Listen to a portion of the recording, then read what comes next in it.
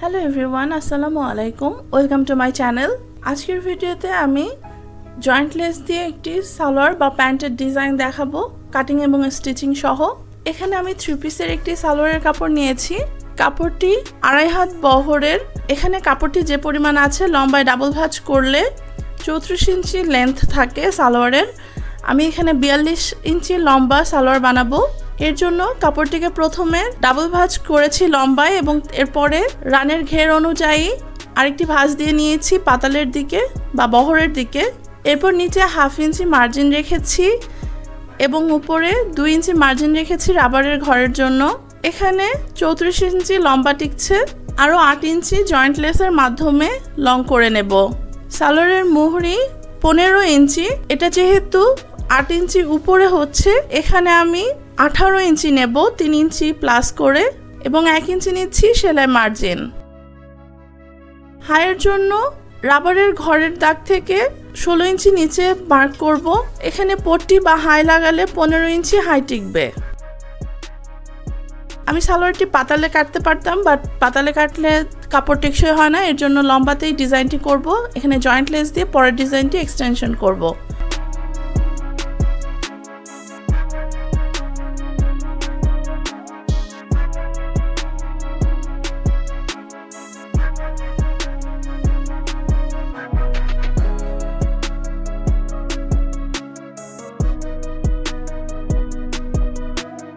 আমি পট্টিটি কাটা দেখিয়ে দিচ্ছি।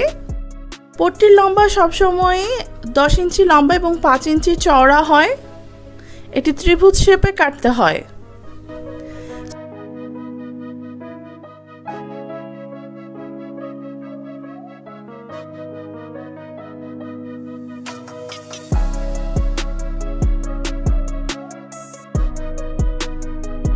সালোয়ারের কাটিং হয়ে গিয়েছে, এখন সেলাইতে চলে যাব। প্রথমে নিচের জয়েন্টের কাপড় কেটে নিচ্ছি। আমি এখানে 5 ইঞ্চি চওড়া করে কাপড় কেটেছি।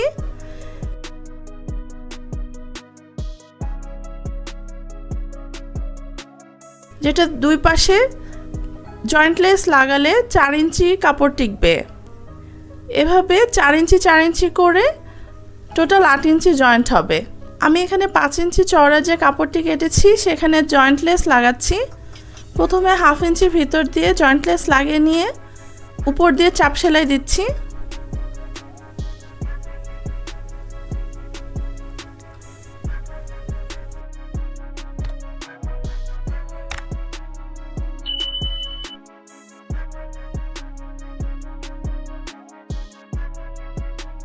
এই কাপড়টির অপোজিট সাইডেও জয়েন্ট লেস লাগিয়ে নিব।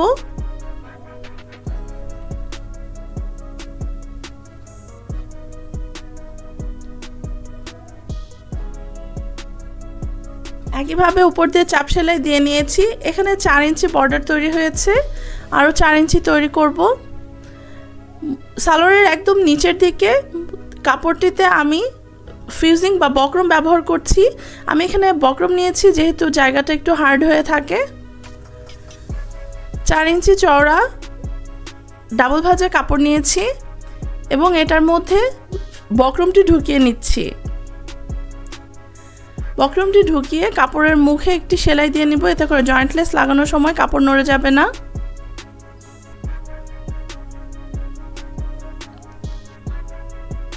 এখন আগের কাপড়ের জয়েন্ট লেসের সাথে জয়েন্ট করব।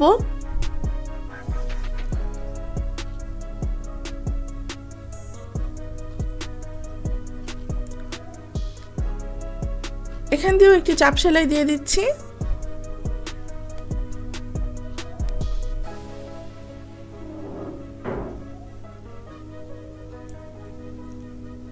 আমাদের নিচের বর্ডারের কাজ হয়ে গিয়েছে।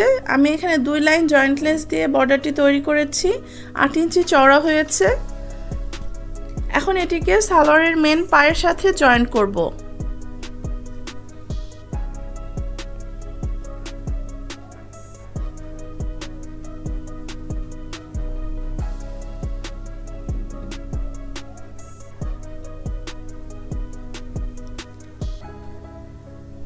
জয়েন্ট দেওয়া হয়ে গিয়েছে, উপর দিয়ে চাপ সেলাই দিয়ে নিয়েছি এবং সালোয়ারটি কমপ্লিট করে নিয়েছি।